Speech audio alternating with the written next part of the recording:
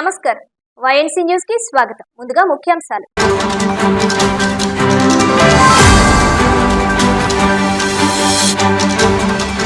ఉప్పలగుప్త మండలం గొల్లవెల్లి గ్రామం Chikkam Satyaraju memorial junior కళాశాల 25 వసంతాల రజతోత్సవ కార్యక్రమ వేడుకలను ప్రారంభించిన అమలాపురం శాసనసభ్యులు Aitabathula Anandarao, college chairman doctor Chikkam Umamaheswararao.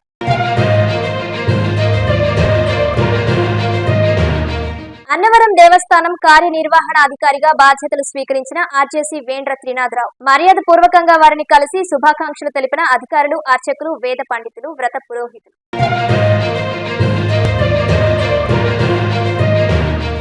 తూర్పు గోదావరి జిల్లా రాజమహేంద్రవరం పరిసర ప్రాంతాల్లో మోటార్ సైకిల్ దొంగతనాలకు పాల్పడుతున్న వ్యక్తిని అరెస్టు చేసినట్లు వెల్లడించిన ఎస్పీ నరసింహకిషోర్.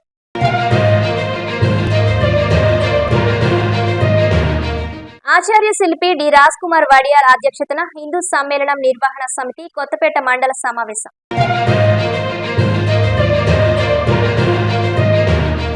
ఉప్పలగుప్త మండలం గొల్లవెల్లి గ్రామం చిక్కం సత్యరాజు మెమోరియల్ జూనియర్ కళాశాల 25 వసంతాల రజతోత్సవ కార్యక్రమ వేడుకలను Amalapuram MLA Aitabathula Anandarao, college chairman doctor Chikkam ఉమామహేశ్వరరావులు ప్రారంభించారు. ఈ సందర్భంగా ఎమ్మెల్యే ఆనందరావు మాట్లాడుతూ, గ్రామీణ ప్రాంతంలో కార్పొరేట్ స్థాయిలో విద్యను అందిస్తున్న ఏకైక సంస్థ చిక్కం సత్యరాజు మెమోరియల్ జూనియర్ కళాశాల అన్నారు. కళాశాల చైర్మన్ ఉమామహేశ్వరరావు మాట్లాడుతూ, కళాశాల అభివృద్ధికి దాతలు 30 లక్షల విరాళాలు ఈ వేడుకలో ప్రకటించడం ఆనందంగా ఉందన్నారు. ప్రస్తుతం ఉన్న కోర్సులు కాకుండా నూతనంగా ఆస్ట్రోఫిజిక్స్ త్వరలో కళాశాలలో ప్రవేశపెడుతున్నట్లు తెలిపారు. Amalapuram rural CA Prashant Kumar, SA Rajesh సాంస్కృతిక నృత్యాలు చేసిన విద్యార్థినులను దుస్సాలువలు కప్పి మెమోంటోలను అందచేసి సత్కరించడం జరిగింది. ఈ వేడుకను చిక్కం భీముడు, నాగలపల్లి రాజు, చిక్కం ఉమేష్, చిక్కం వెంకటకృష్ణ, కోడిశివ పర్యవేక్షణ చేయడం జరిగింది. అనంతరం కళాశాల విద్యార్థులు వివిధ నృత్యాలతో కళాశాల ప్రాంగణం హోరెత్తించారు. ఈ కార్యక్రమంలో కూటమి నాయకులు ఆకేటి పెద్ద, చిక్కం సతీష్, కళాశాల సిబ్బంది పాల్గొన్నారు.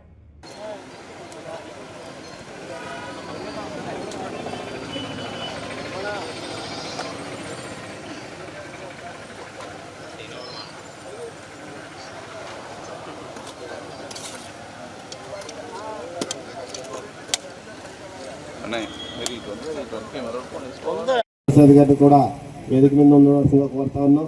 అదేవిధంగా మొట్టమొదటిసారిగా ఈ కళాశాలకు ప్రిన్సిపల్గా వ్యవహరించిన నాగేంద్ర గారిని కూడా కోరుతా ఉన్నాం. వేదిక మీద ఎలా చూడండి అందరూ కూడా అందరూ ఎలా చూడాలి. ఓకేనా?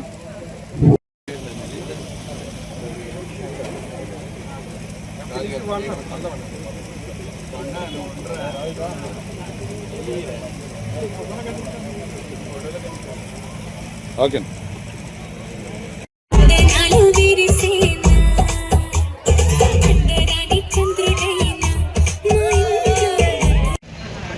పాఠశాల కరస్పాండెంట్ సెక్రటరీ కళాశాల చిక్కం రాజేంద్ర ప్రసాద్ గారిని కూడా వేదిక మీద ఉండవలసిందిగా కోరుతా ఉన్నాం. అదేవిధంగా మొట్టమొదటిసారిగా ఈ కళాశాలకు ప్రిన్సిపల్గా వ్యవహరించిన నాగేంద్ర గారిని కూడా చిక్కం సత్యరాజు మెమోరియల్ జూనియర్ కళాశాల, అలాగే మోటో సుబ్రహ్మణ్యం సీతాయమ్మ డిగ్రీ కళాశాల, ఈ కళాశాలకు ఫౌండింగ్ ఆర్గనైజేషన్ సత్యరాజు గారి ఎడ్యుకేషనల్ సొసైటీ 25 సంవత్సరాల వసంతోత్సవాన్ని చాలా ఘనంగా జరుపుకున్నటువంటి ఈ సందర్భంలో అందరికీ అభినందనలు. నా పేరు డాక్టర్ నాగేంద్ర. నేను ఫౌండింగ్ ప్రిన్సిపల్గా 7 సంవత్సరాలు పనిచేసి తదనంతరం ఒక డాక్టరేట్ వచ్చిన తర్వాత నేను బయటకు వెళ్ళడం జరిగింది. ఇక్కడ కళాశాల ఇంత అభివృద్ధి చెందడానికి కారణం ఏంటంటే దాతల యొక్క మహాసంకల్పం, కుటుంబ చరిత్ర నేపథ్యం, దాతృత్వం. దానివల్ల ఎకరాలు కొంత అలా పోగేయటం వల్ల డబ్బుకి వెరవకుండా విద్యని ప్రారంభించడం, దఫదఫాలుగా అందరి కృషితో ఈ సత్యరాజ్ మాస్టర్ కానీ, రాముడు గారు కానీ, అదే రకంగా డిగ్రీ కాలేజీకి వచ్చేటప్పుడు మోటో సుబ్రహ్మణ్యం గారు కానీ వాళ్ళ తరాల్లో ఈ బిల్డింగ్ కట్టడం, ఈ బిల్డింగ్ కట్టే టైంలో మొదటి ఈ యొక్క అంతస్తు కూడా గ్రామస్తులు, నిమ్మకాయల కొత్తపల్లి రాజులు చేసినట్లయితే మొదటి అంతస్తు కూడా బాలయ్య గారు డెవలప్ చేయడం జరిగింది. బాలయ్య గారు బ్రతుకున్నటువంటి టైంలో ఆయన 5-6 సార్లు కాలేజీకి రావడం. ఈరోజు 25 సంవత్సరాలు దిగ్విజయంగా కంప్లీట్ చేసిన ఈ సంస్థలు సిఎస్ఎస్ చిక్కం సత్యరాజు కళాశాల, ఎంఎస్ఎస్ సో సీతాయమ్మ మోడ్ సుబ్రహ్మణ్యం కళాశాల, 20 సంవత్సరాలు నిండిన ఈ సందర్భంలో ఇంత మంచి సభ ఎమ్మెల్యే గారి సమక్షంలో మేము కొన్ని ప్రామిసులు చేసుకున్నాము. ఈ కాలేజీని ఎలా ముందుకు నడిపించాలి అనే దానికి వారి యొక్క సూచనలు సలహాలు తీసుకుని ఇంకా ముందుకి వెళ్తాము. ఇప్పటి వరకు ఉన్నవి రొటీన్ కోర్సెస్, అలా కాకుండా ఇక నుంచి మేము ప్రొఫెషనల్ కోర్స్ వైపు కూడా తీసుకెళ్లి ఈ కాలేజీని వేరే లెవెల్కి తీసుకెళ్దామనే ఉద్దేశంలో ఎమ్మెల్యే గారు మాకు పూర్తి సహకారాలు ఇస్తా అన్నారు. దానికి కావాల్సిన ఈ 16 మండలాల్లో ఉన్న పెద్దలు కొద్ది ధన సహాయం కూడా ఈ వేదిక ఉపయోగపడుతుందనే ఉద్దేశంలో ఈ వేదిక నుండే మా ఈ కళాశాలలో మేనేజ్మెంట్ తరఫు నుంచి కూడా మేము కూడా మాకు కొన్ని డొనేషన్స్ ఇవ్వడం జరిగింది. అలాగే ఇంకా లైక్ మైండెడ్ పీపుల్ చుట్టుపక్కల ఈ కాలేజీలో చదువుకున్న పిల్లలే పెద్దవారయ్యి వాళ్ళు కూడా ఇతోధికంగా సాయం చేయడానికి ముందుకు వచ్చారు. దగ్గరగా మేము ఇలాగ 30 లక్షల వరకు మేము ఫండ్స్ రూపంలో ఈ సభాముఖం ఈ స్టేజ్ మీద తెచ్చుకోవడం జరిగింది. ఈ అన్నిటినీ కూడా మేము ఈ మధ్యనే మా కళాశాల సెక్రటరీగా పనిచేసిన మా ప్రసాద్ అన్నయ్య, మా నాన్నగారి తర్వాత మా రాజప్ప గారి తర్వాత సెక్రటరీ చేసింది శ్రీ వరప్రసాద్ రావు గారు అకాల మరణం చెందారు. వారికి గుర్తుండేటట్టుగా ఒక షాపింగ్ కాంప్లెక్స్ కడదామనే ఉద్దేశంలో ఈ ఫండ్స్ కూడా రైజ్ చేస్తున్నాము. అలాగే కొత్త ప్రొఫెషనల్ కోర్సులు ఏజీబీఎస్సీ కూడా తేవడానికి మా వంతు సహకార కృషి మేము చేస్తాము. రప్పించి ఈ కాలేజీని ఎస్కేబిఆర్ కాలేజీకి ధీటుగా చేసేయడానికి అన్ని విధాలుగాను ప్రయత్నం చేస్తామని. అన్నవరం దేవస్థానం కార్యనిర్వహణాధికారిగా ఆర్జేసీ వేండ్ర త్రినాథరావు బుధవారం బాధ్యతలు స్వీకరించారు. రత్నగిరిపై అర్చకులు, వేద పండితులు ఆలయ మర్యాదలతో ఆయనకు ఘన స్వాగతం పలికారు. ఈ సందర్భంగా త్రినాథరావు ఆలయంలో సత్యదేవుని దర్శించుకొని ప్రత్యేక పూజలు నిర్వహించారు. దర్శనం అనంతరం వేద పండితులు మహదాశీర్వచనం గావించి వేదాశీసులు స్వామివారి శేషవస్త్రం అందజేశారు. పండితులు నిర్ణయించిన సుముహూర్తాన సాయంత్రం 4:30 గంటలకు వీర్ల సుబ్బారావు నుండి ఈవో బాధ్యతలు స్వీకరించారు. అన్నవరం దేవస్థానం దస్త్రాలపై లాంఛనంగా తొలి సంతకం చేశారు. ఈ సందర్భంగా నూతన ఈవో వేండ్ర త్రినాథరావుని దేవస్థానం డీసీ బాబురావు, ఏఈఓలు 50 మంది సూపర్డెంట్లు, ఇతరత్రా అధికారులు, అర్చకులు, వేద పండితులు, వ్రత పురోహిత ప్రముఖులు మర్యాదపూర్వకంగా కలిసి పూలమాలలతో శుభాకాంక్షలు తెలిపారు.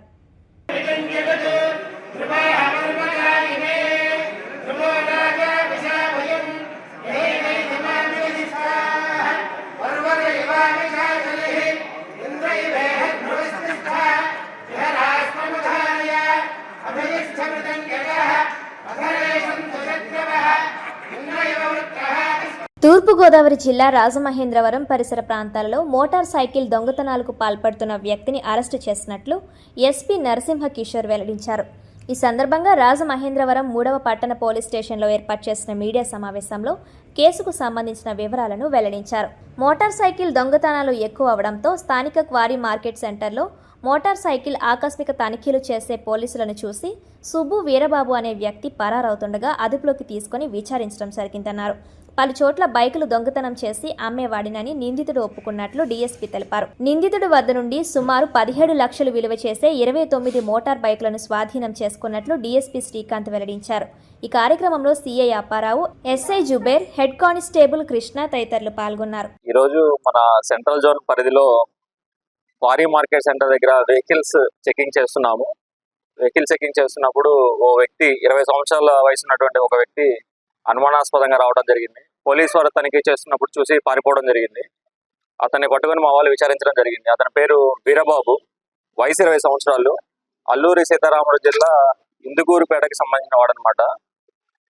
ఇతను బేసిక్గా వెల్డర్గా పనిచేస్తూ ఉంటాడు. అలానే హోటల్స్లో నైట్ బాయ్గా, వాచ్మెన్గా కూడా పనిచేస్తుంటాడు. ఇతను చెడు వ్యసనాలకి లోనయ్యి సులభంగా డబ్బులు సంపాదించాలనే ఉద్దేశంతో చుట్టుపక్కల పరిసర ప్రాంతాల్లో 2 వీలర్స్ దొంగతనం చేస్తూ ఉంటాడు అనమాట. అంటే మన పుష్కర్ ఘాట్ దగ్గర, కోట్లింగాల్ ఘాట్, అలానే కోటగుమ్మం సెంటరు, 2 టౌన్ లిమిట్స్, అలానే అంబేద్కర్ కోనసీమ జిల్లాలో కూడా ఆత్రేయపురం దగ్గర ఒక 5 బళ్ళు ఇతను దొంగిలించడం జరిగింది. ఇతను బేసిక్గా Hero Honda Splendor bikes, Passion బైక్స్ని ఒక యూనివర్సల్ కీ లాగా ఒక కీ ఒకటి తయారు చేసుకొని ఇంటి ముందు పార్క్ చేసిన, లేకపోతే నైట్ టైం రోడ్ల మీద పార్క్ చేసినటువంటి వెహికల్స్ని దొంగతనం చేస్తూ ఉంటాడని తెలిసింది. ఇట్లా దొంగతనం చేసినటువంటి వెహికల్స్ ని మరో 2 వ్యక్తులకి తక్కువ రేటుకి ఇస్తూ ఉండేవాడు. వాళ్ళు పవన్ కుమార్, కోసూరి పవన్ కుమార్, ఇతను కూడా అల్లూరి సీతారామరాజు జిల్లా గుర్తేడుకు చెందినవాడు. 3వ వ్యక్తి అప్పన్న, ఇతను గోకవరం మండలం అచ్యుతాపురం చెందినవాడు. ఈ రోజు ఇలా ముగ్గురిని కూడా మనం అరెస్ట్ చేసి రిమాండింగ్ పంపించడం జరుగుతుంది. అలానే వీళ్ళ దగ్గర నుంచి మొత్తం 29 వెహికల్స్ ని మనం రికవరీ చేయడం జరిగింది. ఇందులో హీరో హోండా స్పెండర్ బైక్స్ ఉన్నాయి, ప్యాషన్ ప్రో బైక్స్ ఉన్నాయి. వీటి మీద వివిధ స్టేషన్స్ లో ఎఫ్ఐఆర్ రిజిస్టర్ చేశారు. తదనంగా కోర్టు ఆదేశాల ప్రకారం ఆ బైక్స్ ని హ్యాండ్ ఓవర్ చేయడం జరుగుతుంది. అలా కీ హోల్డర్ లూజ్ గా ఉంటుంది అనమాట. ఈయన ఒక కీ పెట్టుకొని ఆ కీ తోటి తిప్పేసి ఈజీగా వచ్చేస్తాయి. సో ఆ వల్నరబిలిటీ అనేది స్ప్లెండర్ బైక్స్ కి ఉంటుంది. సో ఇతను ఆ స్ప్లెండర్ బైక్స్ ని టార్గెట్ చేసుకుంటాడు. ఒక 6 months నుంచి జరుగుతుంది. ఇతను ఒక్కడే కొట్టేసేసి ఆ బల్లని 2 రిసీవర్లకు ఇస్తూ ఉంటాడు. వీళ్ళ ముగ్గురు కూడా ఫ్రెండ్స్. గతంలో వెల్డింగ్ పని చేసినప్పుడు ఇతనికి పరిచయం అయ్యారు. ఇతను కొట్టేసిన బల్లను వాళ్ళకి తక్కువ రేటుకి ఉన్నాయి, ఎవరికి నమ్ముతారా అని చెప్పి వాళ్ళ దగ్గర కొన్ని బళ్ళు ఉంచాడు అనమాట. మొత్తం మనం 29 బళ్ళు ఈ ముగ్గురు దగ్గర నుంచి రికవర్ చేయడం జరిగింది. ముగ్గురు మీద ఎటువంటి కేసులు లేవు. ఇదే ఫస్ట్ టైం మనం పట్టుకోవడం.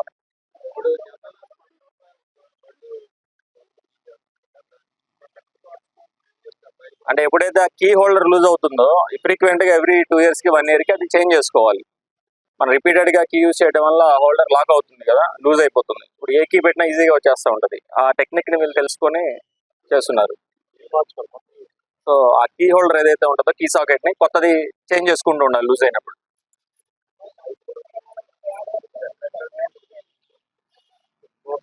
పెరుగుతూ ఉంటున్నాయని మన డిటెక్షన్ కూడా పెరుగుతుంది. 3 town పరిధిలో 13, అంబేద్కర్ కోనసీమ జిల్లా ఆత్రేయపురం లిమిట్స్ లో ఉన్నాయి. 2 town లిమిట్స్, మొత్తం 2 జిల్లాలు 3 స్టేషన్స్.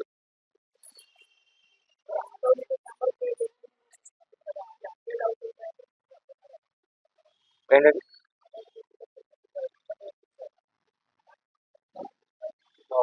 ఇంకా ప్రాసెస్ లో ఉందండి. ఇంకా మన దగ్గర అది ఇంకా అప్డేషన్ లేదు, ప్రాసెస్ లో ఉంది. త్వరలో అది ఇంప్లిమెంట్ చేస్తారు. Automatic number plate detecting system.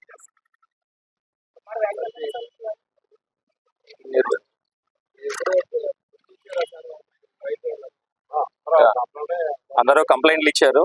Motor cycle value సుమారు 17,40,000 రూపీస్ అండి. 29 మోటార్ సైకిల్స్ వాల్యూ. ఓకే అండి, థ్యాంక్ యూ.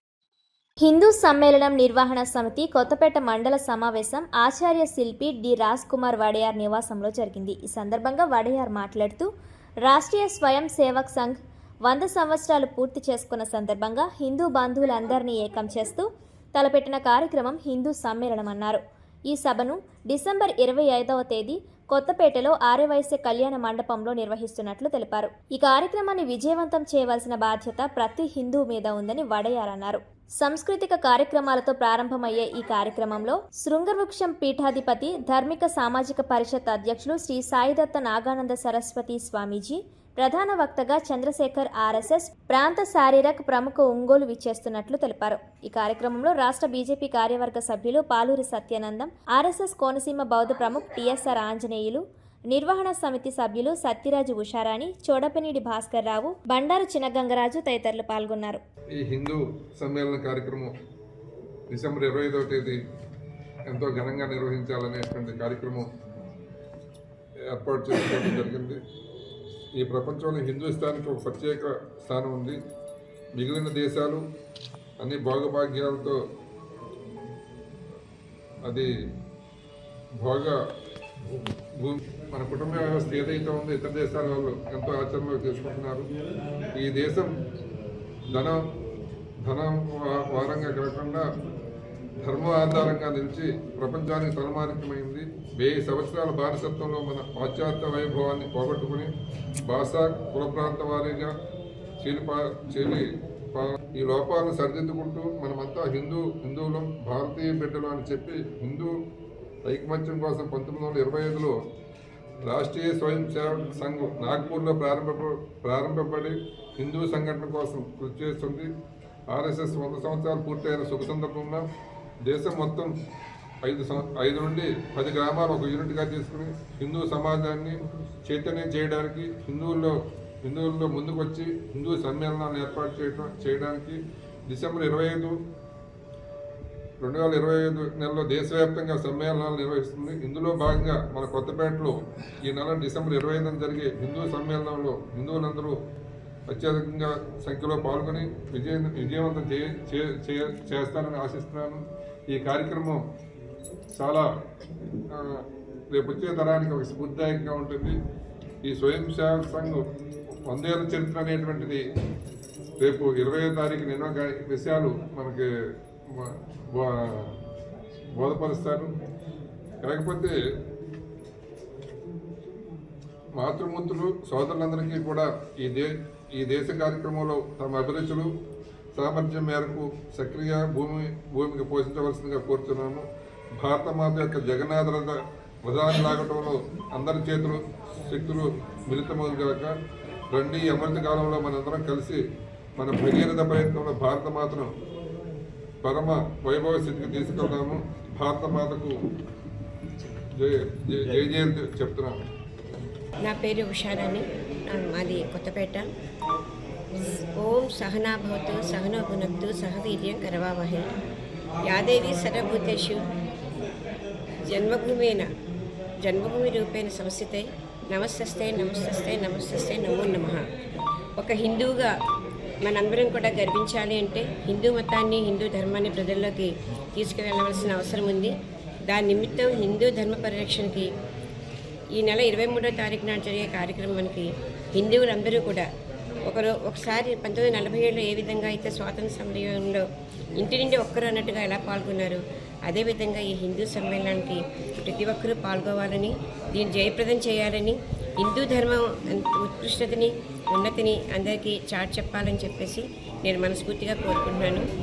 ఇది మనందరికీ కూడా హిందూ ధర్మ పరిరక్షణలో ఒక సుశిక్షితులైన సైనికుల్లా పనిచేయటానికి, ఈ భూమి యొక్క రుణాన్ని తీర్చుకోవడానికి, భరతమాతకి గుర్తింపు తేవటానికి మనందరం కూడా చేయి కలిపి మాట కలిపి మనందరం కూడా భరతమాతకి జై అనే నినాదంతో ఈ కార్యక్రమాన్ని జయప్రదం చేయవలసిన బాధ్యత ప్రతి వ్యవస్థలోని ప్రతి ఒక్క హిందూ మీద ఉంది. దీన్ని నిరూపించుకోవాల్సిన అవసరం ఉంది. కాబట్టి 23వ తారీఖు నాడు ఈ కార్యక్రమాన్ని జయప్రదం చేసి నభుతో నా భవిష్యత్ అన్నట్లుగా హిందూ అంటే ఇలా ఉండాలి, హిందూ ధర్మం అంటే ఇంత ఉత్కృష్టమైంది, ఇంత ఉత్తేజంగా ఉంది అనే విషయాన్ని ప్రజలకు తెలియజేసే విధంగా మనందరం కలిసి ఈ కార్యక్రమాన్ని జయప్రదం చేస్తాం. మనందరం చేద్దాము. మనందరము కూడా ఒక ఉన్నతమైన ఆలోచన ప్రజల్లోకి రేకెత్తిద్దాం. ఈ నగరానికి కాలుష్య ప్రమాదం పొంచి ఉందా? శ్వాసకోశ తప్పదా? పరిస్థితి ఇలాగే కొనసాగితే అలాంటి ముప్పు తొందరలోనే తలెత్తే అవకాశం ఉందంటున్నారు ఏలేశ్వరం నగరవాసులు. ఏలేశ్వరం మండలం రమణయ్యపేట రహదారులు దుమ్ము ధూళితో దట్టమైన పొగలు అలుముకున్నట్లు దర్శనమిస్తున్నాయి. పెద్ద వాహనాల వెనక వెళ్లాలంటేనే ప్రయాణికులు జంకుతున్నారు. మొన్నటి వరకు కురిసిన వర్షాలతో రోడ్లన్నీ బురదతో నిండిపోయాయి. ఇప్పుడేమో క్వారీ లారీల నుండి వచ్చే దుమ్ము ధూళితో అవస్థలు పడుతున్నారు స్థానికులు. ఈ దుమ్ము ధూళి చుట్టుపక్కల ఇళ్లతో పాటు అంగన్వాడీ స్కూల్, ఎలిమెంటరీ స్కూల్లో చదివే విద్యార్థుల భోజన పళ్లెంలో పడుతుండటంతో విద్యార్థులు తీవ్ర ఇబ్బందులు ఎదుర్కొంటున్నారు. గతంలో కూడా ఈ క్వారీ లారీల సమస్య ఉండేదని ఇప్పుడు అధికారుల నిర్లక్ష్య లోపమా లేదా క్వారీ యాజమాన్యం లోపమో తెలియదు కానీ క్వారీ లారీల నుండి వచ్చే దుమ్ము ధూళితో తాము అనారోగ్యానికి గురికాక తప్పదా అని ప్రజలు ప్రశ్నిస్తున్నారు. ఇదే పరిస్థితి కొనసాగితే శ్వాసకోశ వంటి పలు సమస్యలు ఎదుర్కోవాల్సి వస్తుందని ఆవేదన వ్యక్తం చేస్తున్నారు. గోపి కొలబాబు అండి నా పేరు, రావులపేట గ్రామం అండి. ఈ రోడ్డు పరిస్థితి అయితే అండి, ఎవరైనా సరే ఈ రోడ్డు మీద వచ్చి ఏమైనా చుట్టాల ఇంటికి వచ్చినా ఎక్కడికి వెళ్ళినా సరే 10 నిమిషాలు వచ్చి ఏమైనా పని మీద వచ్చినా సరే దూగర తప్ప ఏమీ లేదండి. ఎంతోమంది ఇబ్బందులు పడుతున్నారండి. ఇవాళ ఎక్కడెక్కడో వచ్చి ఒక్కరోజు ప్రయాణం అయితే పర్లేదండి, తెల్లారితే బతి దగ్గరికి వెళ్ళే వాళ్ళు చాలామంది ఉన్నారండి. రోడ్డు ప్రయాణానికి ఎంత ఇబ్బందులు పడుతున్నారన్నది అది ఒకసారి ఆలోచించండి మీరు. ఎన్నోసార్లు చెప్పాం మేము, అదిగో వేస్తాం ఇదిగో వేస్తాం రోడ్డు కనీసం రోడ్డు వేయకపోయినా బాధ లేదండి. ఈ రోడ్డు పరిస్థితి ఎలా ఉందంటే, ఒక లారీ వెళ్ళిందంటే దాని వెనకాల మేము రాలేకపోతున్నామండి. ఎంతో ఇబ్బందులు పడుతున్నారు చాలామంది కూడా.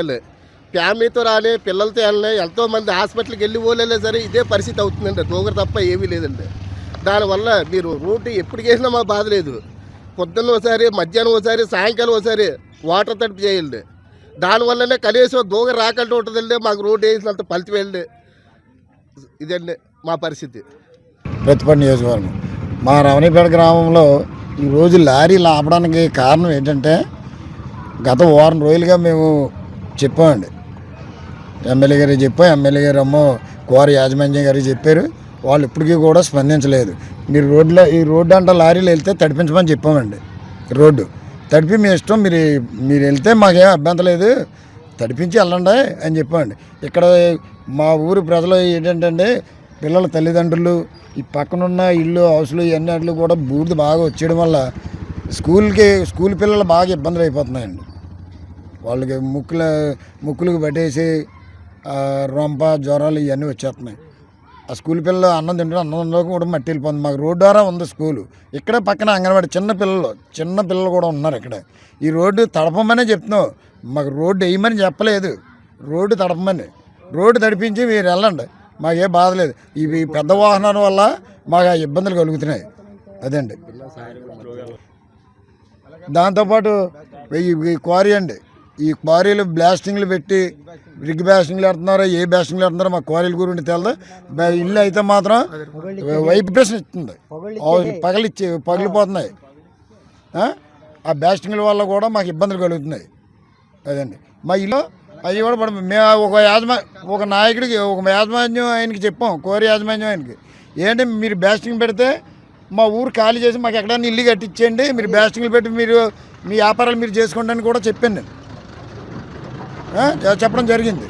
ఎందుకంటే మేము అంటే బ్లాస్టింగ్ తగ్గిస్తామండి అదండి ఇదని చెప్పుకొచ్చారు.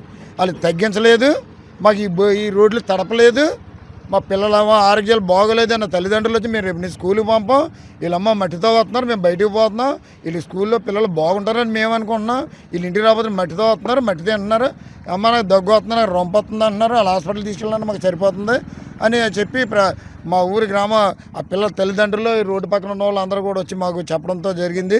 సరే అమ్మ మీరేమీ బాధపడకండి, దీని గురించి మేము లారీలు ఆపుతాం ఈరోజు అనేసి ఈరోజు మొదలు పెట్టామండి. లారీలు ఆఫ్ చేసామంటే రోడ్డు తడపక ఆఫ్ చేసామండి దూకర గురించి. ఈ దూకర వల్ల నీరసాలు వచ్చేస్తున్నాయండి మాకు. మీ తర్వాత లారీలు పుల్లిగా వేసుకెళ్ళడంలో రాళ్ళు కూడా కింద పడి మనుషుల మీద పడుతున్నాయండి. అందు గురించి మేము అందుకు లారీలు ఆఫ్ చేసామన్నమాట అండి. రోడ్డు తడపాలండి. రోడ్డు ఉంటున్నామండి మేము. అందువల్ల ఈ రోడ్డు కూడా బాగోక లారీలు కానీ ప్రతి ఒక్క బళ్ళు కూడా వెళ్ళినా సరే కానీ దూగర ఎక్కువ వచ్చేస్తుందండి. దానివల్ల ఆరోగ్యాలు కూడా పాడైపోతున్నాయండి. అందుకనేసి ఈ వాండ్రులు కలిసి లారీ వాండ్రులు అందరూ ఏకమయ్యి రోడ్డు తరుపుతారని మిమ్మల్ని అడుగుతున్నామండి. తూర్పు గోదావరి జిల్లా గోకవరం పోలీస్ స్టేషన్ ను జిల్లా ఎస్పీ డి నరసింహకిషోర్ తనిఖీలు చేశారు. ఎస్పీ నరసింహకిషోర్ కు గోకవరం ఎస్ఐ సిబ్బంది ఘన స్వాగతం పలికారు. తొలుత పోలీస్ స్టేషన్ ఆవరణలో మొక్కలను నాటారు. అనంతరం స్టేషన్లోని రికార్డులను పరిశీలించి పెండింగ్ లో ఉన్న కేసుల వివరాలను అడిగి తెలుసుకున్నారు. రాత్రి సమయాల్లో డ్రోన్ కెమెరాలతో నేరస్తుల్ని పట్టుకుని నేరాలకు చెక్ పెట్టిన ఎస్ఐ పవన్ కుమార్ ను ఎస్పీ అభినందించడం జరిగింది. గోకవరం స్టేషన్లో ఫిర్యాదులు ఇచ్చిన వారిని వెంటనే తమ వద్దకు కానిస్టేబుల్ వెళ్లి వివరాలు అడిగి తెలుసుకోవడంపై ఎస్పీ వారి పనితీరును అభినందించడం జరిగింది. ఈ కార్యక్రమంలో డీఎస్పీ వై శ్రీకాంత్ తో పాటు సిఐ సత్యనారాయణమూర్తి, ఎస్ఐలు, సిబ్బంది ఉన్నారు. ఎలా అయితే టెక్నాలజీ ఇంటర్వెన్షన్స్ వచ్చాయో పోలీస్ కూడా అలాగే టెక్నాలజీ ఇంటర్వెన్షన్ వస్తుంది. దీంట్లో కంప్లీట్గా ఆన్లైన్, అంటే ఎవరైనా ఇప్పుడు CCTNS, crime and criminal tracking network system, CCTNS అని, అలాగే కోర్ట్స్, అలాగే అన్ని ఏజెన్సీస్ కూడా ఒక అంబ్రెల్లా కిందకి తీసుకొచ్చి ఒక గొడుగు కిందకి పబ్లిక్ మరింత మెరుగైన సర్వీసెస్ అందించాలా అని చెప్పి దీన్ని తయారు చేశారు. ఇప్పుడు దీన్ని చూస్తే లాస్ట్ 3 years కంపారిటివ్ స్టేట్మెంట్ 2023, అంటే మన ఉమ్మడి జిల్లా డివైడ్ అయ్యి ఈస్ట్ గోదావరి జిల్లా కింద మారిన తర్వాత 2022లో అయింది. సో తర్వాత 3 సంవత్సరాలు చూస్తే యూ కెన్ సీ క్లియర్లీ 261 కేసులు అండి టోటల్ 2023లో, 127 కేసులు 2024లో, ఈ సంవత్సరం 142. అంటే 200 నుంచి జిల్లా ఇంతకు ముందు డిస్ట్రిక్ట్ హెడ్ క్వార్టర్ డీసెంట్రలైజ్ అవ్వడం వల్ల అంటే మోర్ సూపర్విజన్ పెరుగుతుంది. సిఐ, డిఎస్పీ వారి తాలూకా జ్యూరిస్డిక్షన్ తగ్గింది. దానివల్ల క్రైమ్ రేట్ ఎస్ఐ గారు, సిఐ గారు మోర్ సూపర్విజన్ వల్ల గత సంవత్సరం తగ్గింది, ఈ సంవత్సరం కూడా తగ్గింది. దీంట్లో బేసిక్గా మీరు చూస్తే ఇక్కడ ఇవన్నీ హెడ్స్ ఉంటాయి. మర్డర్ ఫర్ గెయిన్ 24లో ఒకటి అయింది మర్డర్ ఫర్ గెయిన్ పోలీస్ స్టేషన్లో, ఈ సంవత్సరం అవ్వలేదు. అలాగే ఇలా హెడ్స్ చూస్తే మీరు పెరిగింది, చిన్న చిన్న థెఫ్ట్లు పెరిగాయి. 18 అయితే 2024లో 14, ఇప్పుడు 27 అయింది. ఏంటిది? ఆర్డినరీ థెఫ్ట్లు. అంటే ఏదో బస్సులో వెళ్తున్నప్పుడు, లేకపోతే పర్స్ పడిపోయింది, మొబైల్ పోయింది, ఎవరో దొంగతనం చేశారని ఇచ్చింది. ఇది 2 రకాలుగా పెరగవచ్చు. ఒకటి, ఎస్ఐ గారు ఎవరు వస్తే వారిని కేసులు కట్టడం, సీనియర్ ఆఫీసర్స్ దగ్గరికి వెళ్తే కేసులు కట్టించడం, అలా కేసులు పెరగచ్చు. ఎవరు వెళ్తారు, ఈ పోలీస్ స్టేషన్ కాదు ఇంకో దగ్గరికి వెళ్ళని చెప్పకుండా ఫేర్గా కేసులు కట్టి ఉండదు.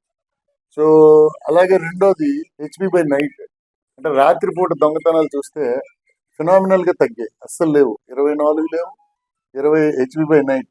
1 10 అయ్యాయి 2023లో, 2024లో 1, 7 2025లో, ఇంకా పైకి లేదు. సో హర్ట్ కానీ ఇవన్నీ కూడా ఓవరాల్గా తగ్గాయి.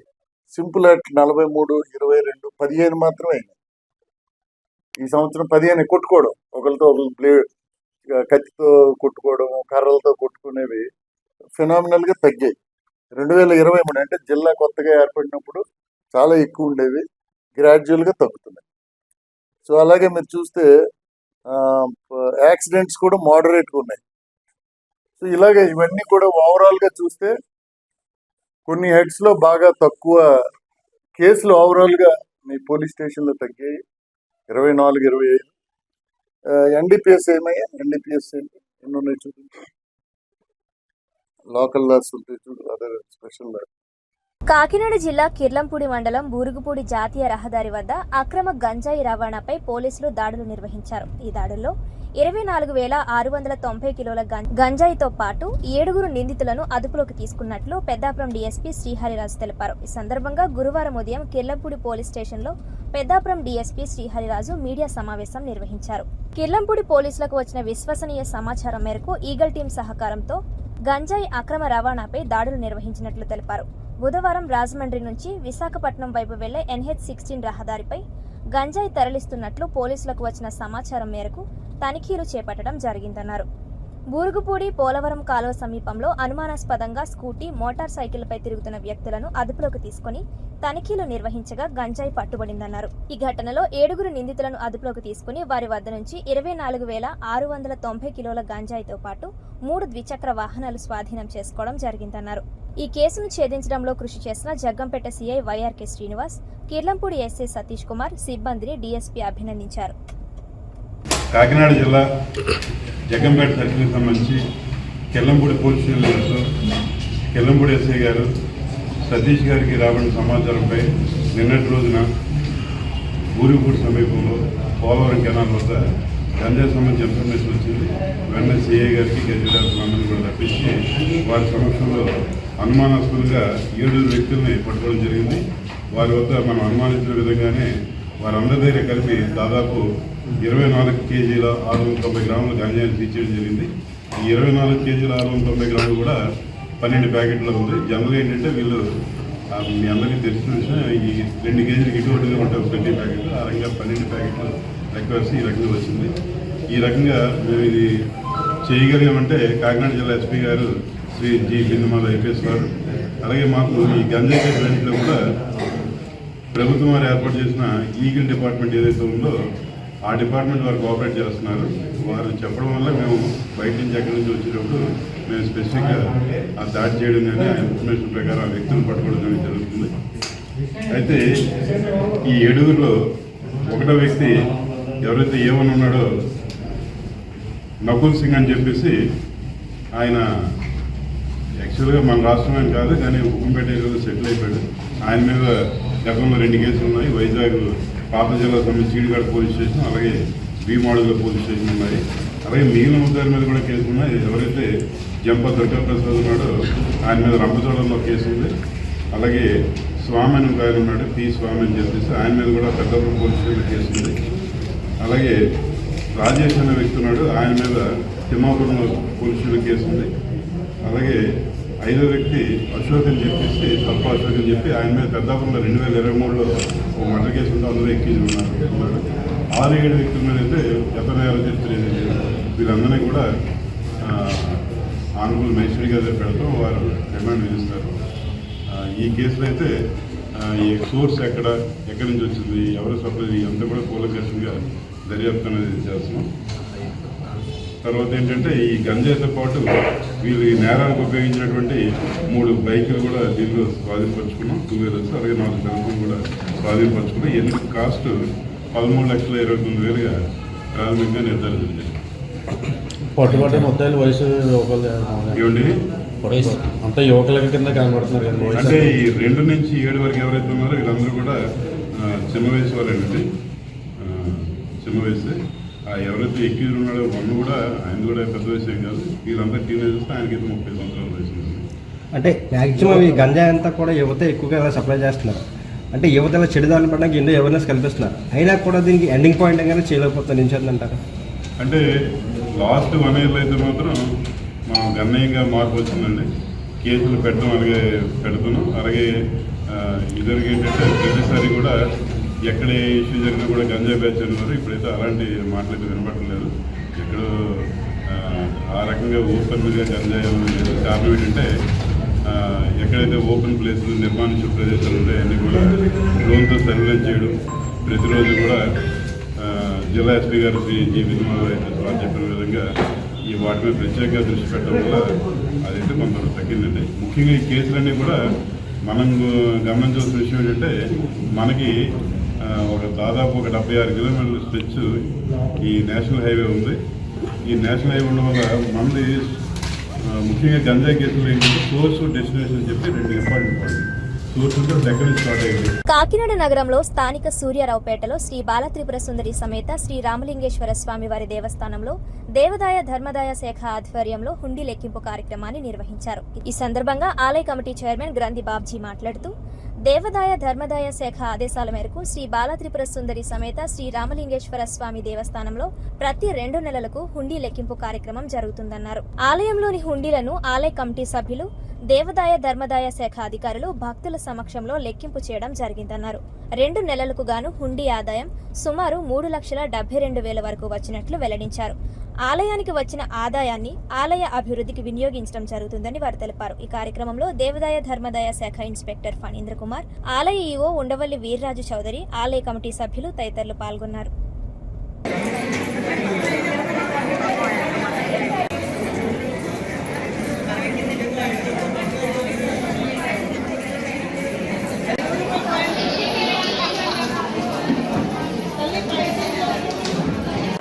ఈరోజు బాలత్రిపుర సుందరి అమ్మవారి దేవాలయంలో హుండీ లెక్కింపు జరిగింది. ఇది కొత్త సిస్టంలో ప్రారంభించారు. ప్రతి 2 నెలలకి ఒకసారి హుండీలన్నీ కౌంట్ చేయాలని చెప్పేసి ఆదేశాలు రావడం జరిగింది. ఎందుచేతంటే నోట్లు అవి పాడవుతున్నాయి అనేటువంటి ఉద్దేశంతో ఈ రకంగా ఎండోమెంట్స్ వారు ఒక నిర్ణయం తీసుకుని దాన్ని అమలుపరచడం జరిగింది. దానిలో భాగంగానే మన దేవాలయానికి కూడా ఈ 2వ నెలలోనే 2 నెలలు పూర్తయింది. హుండీ లెక్కింపు జరిగింది, ఇంకా జరుగుతుంది. మీకు సాయంకాలం ఈవో గారు పూర్తిగా ఎంత వచ్చింది ఏంటి అనేటువంటి విషయాలు చెప్తారు. దీనికి ఎంతోమంది భక్తులు వచ్చి సహకరించారు. వాళ్ళందరికీ కూడా భోజన ఏర్పాట్లు అవి కూడా ఈవో గారు అన్ని రకాల ఏర్పాట్లు వాళ్ళకి చేయడం జరిగిందని తెలియపరుచుకుంటున్నాం. ఇది ఒక రకంగా మంచి సిస్టమ్. 6 నెలలకి 7 నెలలకి డిపి ఓపెనింగ్ కాకుండా ప్రతి 2 నెలలకి చేయడం వల్ల ఏమవుతుందంటే ఏ రకమైనటువంటి వేరే అభిప్రాయాలకి భక్తులు వెళ్లకుండా ఉంటారు. నోట్లు కూడా పాడవు, నీళ్లు పడినా ఇంకోటి పడినా ఏమీ తేడా ఉండదు అని దృష్టిలో చేస్తారు. చాలా మంచి నిర్ణయం. ఈ నిర్ణయాన్ని మనందరూ కూడా స్వాగతించాలని మనస్ఫూర్తిగా కోరుకుంటూ చాలా ప్రతిపాడు ఆర్టీసీ కాంప్లెక్స్ ఎదురుగా నూతనంగా ఏర్పాటు చేసిన అమ్మ టిఫిన్ సెంటర్ను స్థానిక శాసనసభ్యురాలు వరపుల సత్యప్రభ ప్రారంభించారు. ఈ సందర్భంగా ఆమె మాట్లాడుతూ, యువత స్వయం ఉపాధి వైపు అడుగులు వేయడం అభినందనీయమన్నారు. సృజనాత్మకత ఆలోచనలతో వ్యాపార రంగంలోకి ప్రవేశిస్తే సమాజం మరింత అభివృద్ధి చెందుతుందన్నారు. వ్యాపారం అభివృద్ధి చెందాలని ఆకాంక్షిస్తూ నిర్వాహకులకు శుభాకాంక్షలు తెలిపారు. ఈ కార్యక్రమంలో యాళ్ల జగదీష్, కొమ్ముల కన్నబాబు, అంబటి బుజ్జి, ఇళ్ల అప్పారావు, యాళ్ల విశ్వేశ్వరరావు, ఎలుగుల నాని, కుండల అప్పారావు, నాయకులు, యువత పెద్ద సంఖ్యలో పాల్గొన్నారు.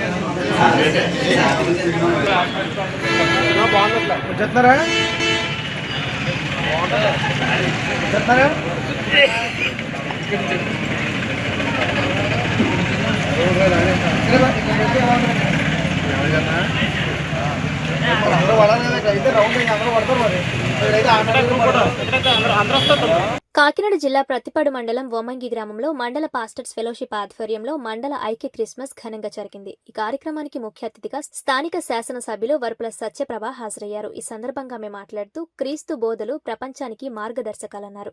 ప్రతి ఒక్కరూ మీ సంఘాలలో క్రీస్తు బోధించిన బోధను, ప్రభు ఇచ్చిన సందేశాన్ని సభ్యులు అభ్యసించాలన్నారు. ఈ సందర్భంగా ప్రతి ఒక్కరికి క్రిస్మస్ శుభాకాంక్షలు తెలియజేసి క్రీస్తు జన్మదిన వేడుకలను కేక్ కట్ చేసి ప్రారంభించడం జరిగింది. ప్రతి క్రైస్తవుడు తన కుటుంబ సభ్యుడని, తన భర్త ఉన్నంతకాలం వారికి ఏ రకమైన హామీలు ఇచ్చారో వాటన్నిటిని నెరవేరుస్తానన్నారు. గతంలో దైవ సేవకులకు సంబంధించి community building mandal head quarters లో నిర్మించడానికి తగిన సహాయ సహకారాలు అందజేస్తానని, చర్చిలపై జరిగే దాడుల విషయంలో వారికి ఎటువంటి ఇబ్బందులు కలగకుండా చూసుకుంటానని ఈ సందర్భంగా హామీ ఇచ్చారు. ఈ కార్యక్రమంలో గ్రామ మండల స్థాయి తెలుగుదేశం పార్టీ శ్రేణులు, మండల పాస్టర్స్ తదితరులు హాజరయ్యారు.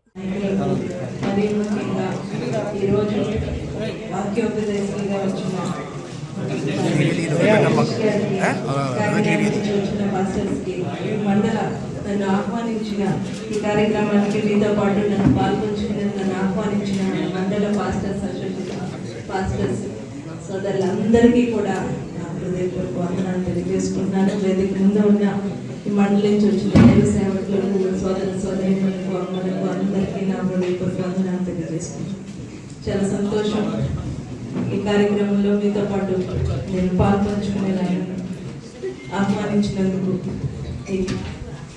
జీసస్ క్రైస్ట్ జన్మదినం అంటే ఒక పండుగ మాత్రమే కాదు, ప్రపంచానికి ఒక గొప్ప మెసేజ్. ఎందుకంటే కుల మతాలకు అతీతంగా ప్రపంచంలో అందరూ కూడా చేసుకునే ఏకైక పండుగ ఈ క్రిస్మస్. ఆయన బోధనలు సారాంశం ప్రపంచానికి, మానవాళికి ఆయన అందించిన సందేశం ఏంటంటే దయ, కరుణ, ప్రేమ, ఐక్యత కలిగి ఉండడం, క్షమాగుణం కలిగి ఉండడం. ఇదంతా మనం ఆ బోధనల నుంచి నేర్చుకునే సారాంశం. మనలో ద్వేషం తగ్గాలి, ఐక్యత పెరగాలి, విరోధాలు తగ్గాలి, క్షమాగుణం అందరూ కలిసి ఉండాలనే ఒక జయంతో ముందుకు ఉండాలన్నది ఆయన సారాంశం. ఇది మనందరం మతాలకి, కుల మతాలకు అతీతంగా ప్రతి ఒక్కరు హృదయాల్లో ఆయన బోధనలు, ఆయన ఈ బైబిల్ గ్రంథంలో ఉన్న సారాంశం అందరి హృదయాల్లోనే చోటు చేసుకోవాలని సందర్భంగా నేను కోరుకుంటూ, మీ అందరూ కూడా ఇక్కడున్న దైవ సేవకులు అందరూ కూడా ఒక బాధ్యతతో మీ దగ్గర, మీ సంఘంలో ఉన్న వారికి ఒక బాధ్యతతో ఆ గ్రంథంలోని సారాంశాన్ని ఒక సులభతరమైన పద్ధతిలో వారందరికీ వివరించి అందరిలోని ఈ సారాంశంలో ఉన్న దయ, ప్రేమ, కరుణని అందరిలోని చోటు చేసుకోవాలని తెలియజేయవలసిన బాధ్యతలో మీ అందరూ ఉన్నారని ఈ సందర్భంగా తెలియజేసుకుంటూ, మీ వంతు మీ బాధ్యతను మీరు అందరూ కూడా కలిసికట్టుగా మీ పరిధిలో ఉన్న మీ సంఘాల్లో ఉన్న అందరి హృదయాల్లో మనం చేర్చి చేసుకునేలాగా మీరు మీ బాధ్యతను నిర్వర్తించాలి అని మనస్ఫూర్తిగా కోరుకుంటూ, మరొకసారి ఇటువంటి కార్యక్రమాలకి నేను వెళ్ళినప్పుడు మీ అందరి అభిమాన బిడ్డ, మీ దేవుని బిడ్డ, ఏదైతే నా భర్త వరుపుల రాజా గారిని తలుచుకోకుండా నేను ఇటువంటి కార్యక్రమానికి ఎక్కడికి వెళ్ళినా మీ అందరి హృదయాల్లోనే నిలిచిపోయిన వ్యక్తి. ఆయన మీద మీరు ఏ ఆశయంతో ఆశలు మమ్మల్ని ఆదుకుంటారు, మమ్మల్ని ఒక ఆదరించి ఒక నమ్మకం అన్నది మీరు ఏదైతే నిలుపుకున్నారో నా మీద కూడా మీరు అదే నమ్మకాన్ని పెట్టుకోండి. మీ అందరికీ కూడా నేను ఆయన తరపున ఒక ప్రతిరూపంగానే ఇక్కడ నిల్చున్నాను. మీ అందరి తరపున భరోసా అన్నది నేను ఇస్తాననే సందర్భంగా మీ అందరికీ తెలియజేసుకుంటూ మీ అందరికీ కూడా క్రిస్మస్ శుభాకాంక్షలు తెలియజేస్తూ, క్రిస్మస్ మనందరి జీవితాల్లో వెలుగులు నింపాలి, మీ కుటుంబాల్లో కూడా వెలుగులు నింపాలని మనస్ఫూర్తిగా కోరుకుంటూ మీ అనునిత్య ప్రార్థనలో నన్ను, నా కుటుంబాన్ని, నా బిడ్డల్ని, నా నియోజకవర్గ ప్రజల్ని తలుచుకుని మీ అనునిత్య ప్రార్థనలో పెట్టాలని మనస్ఫూర్తిగా కోరుకుంటూ, నేను ఒక సమర్థవంతమైన నాయకురాలుగా ఈ నియోజకవర్గాన్ని ముందుకు తీసుకెళ్ళాలి అని మీ అందరూ కూడా మీ ప్రార్థనలో ఆ ధైర్యాన్ని, ఆ భరోసాన్ని నాకు ఇమ్మని చెప్పి ఆ దేవదేవుని ఆశీస్సులు మా అందరి మీద కూడా ఉండాలని మీ ప్రార్థనలో పెట్టాలని మనస్ఫూర్తిగా కోరుకుంటూ మరొక్కసారి మీ అందరికీ కూడా క్రిస్మస్ శుభాకాంక్షలు తెలియజేసుకుంటూ నాకు ఈ అవకాశాన్ని ఇచ్చినందుకు కృతజ్ఞతలు తెలుపుకుంటూ సెలవు తీసుకుంటున్నాను. Thank you. ఈ వార్తలు ఇంతటితో సమాప్తం. తిరిగి వచ్చే బులెటిన్లో మళ్ళీ కలుద్దాం. అంతవరకు సెలవు. నమస్కారం.